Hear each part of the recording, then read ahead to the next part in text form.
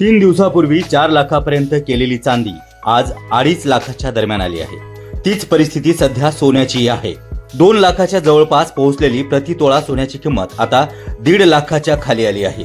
गेल्या 2-3 महिन्यापासून सोनं आणि चांदीच्या दरात दररोज उलथापालथ होत होती, ती अत्यंत चिंतनीय आहे। आपल्या देशात मोठमोठ्या तालेवार घराण्यापासून अगदी लहानातल्या लहान कमीत कमी उत्पन्न असलेल्या घरात देखील त्यांच्या या उत्पन्नाच्या प्रमाणात सोनं सर्वांच्याच घरी शोभा वाढवित असते।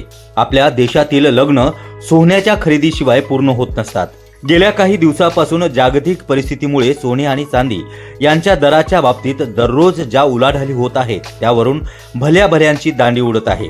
भारतात सरकारजवळ साधारणतः 800 टन सोनं आहे। त्या तुलनेत अमेरिकेजवळ 8000 टन, चीनजवळ 3000 टन आणि श्रीमंत देशांकडे मोठ्या प्रमाणात सोन्याचा साठा आहे। आपल्या देशात जेवढं सोनं सरकारजवळ आहे त्यापेक्षा 2 ते 2.5 पट सोनं जास्त नागरिकांजवळ असेल। हे सर्व सोने आता किमतीच्या बाबतीत कसे आणि किती आणि काय बदल घडवतात याचा अभ्यासही मनोरंजक ठरावा। सामान्य माणसासाठी 1 तोळा म्हणजे पूर्वी असलेल्या 12 ग्रॅम सोन्याऐवजी आजच्या काळात हे प्रमाण 10 ग्रामवरती आलं आहे। पण आताच्या परिस्थितीत 10 ग्रामसाठी 1.5 ते 2 लाख रुपये खर्च करणं श्रीमंत मध्यमवर्गाला देखील शक्य होत नाही। कारण आपल्या देशातील महानगरांपासून ते छोट्या नगरांपर्यंत आणि छोट्या नगरांपासून अगदी गावांपर्यंत सोन्या चांदीचे दागिने विकणाऱ्या सराफांची दुकानं गल्लोगल्ली दिसून येतात। पूर्वीच्या काळी एखाद्या मुलीसाठी लग्नाच्या वेळी मंगळसूत्र तयार करत असताना 1 किंवा 2 तोळे सोन्याची खरेदी होत असे। आता हे मंगळसूत्र ही 1 किंवा 2 ग्राम सोन्यांमध्ये बनवण्यात येतं।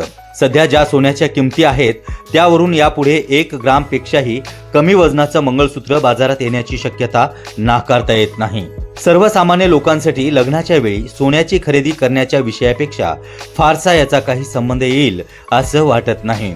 मग आपल्या देशातील गल्लोगल्लीत असणारी सोन्या चांदीचे दुकाने दररोज सोन्याचे दागिने तयार करून ते जर विकत नसतील तर ती दुकानदार मंडळी स्वतःची बिन पाण्याची हजामत तर करत नाही ना, हे लक्षात येतं।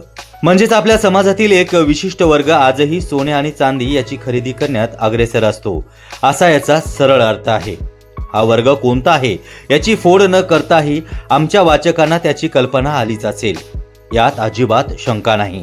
चांदीचे भाव या वर्षभरात किती पटीने वाढावेत यालाही सीमा राहिली नाही।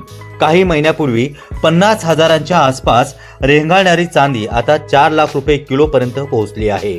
2-1 वर्षापूर्वी एखाद्याच्या लग्नात आहेर करताना चांदीचे शिक्के मुक्तपणे देण्यात येत असत। आता सामान्य जणांना ते देणंही आटोक्याच्या बाहेर झालं आहे। मधल्या काळात तर चांदीची विक्री थांबलीच होती।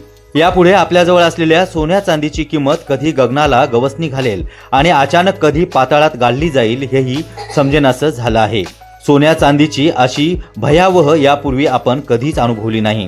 मात्र गेल्या काही महिन्यापासून आपण सर्वजण अनुभवत आहोत। म्हणजेच सोन्यासारख्या शब्दाचा हा प्रपंच आपल्याला निदान वाचून आनंदित होण्यास भाग पाडेल यात काही शंका नाही। सोने आणि चांदी या 2 धातूंची परस्पर होत असलेली व्यथा ही आपण अनुभवलीच पाहिजे।